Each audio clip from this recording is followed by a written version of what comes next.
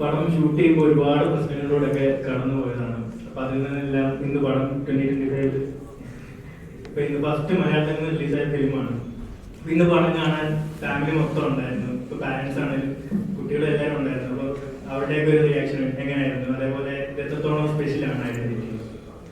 തീർച്ചയായിട്ടും ഐഡന്റിറ്റി കാണാനായിട്ട് ഐഡന്റിറ്റി അല്ല, എല്ലാ സിനിമകളും ഞാൻ ഫാമിലിയോടൊപ്പം ഫസ്റ്റ് തന്നെ കാണുക എന്നുള്ളതാണ് എൻ്റെ ഏറ്റവും വലിയൊരു സന്തോഷം.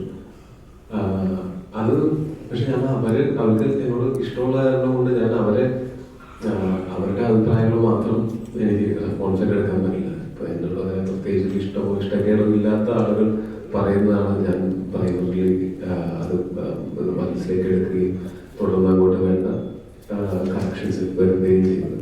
ഇവരുടെ കൂടെ സിനിമ കാണുക എന്ന് പറയുന്നത് എൻ്റെ ഭയങ്കരമായിട്ടുള്ള സന്തോഷമാണ്. പിന്നെ അഖിലും മനസ്സും പല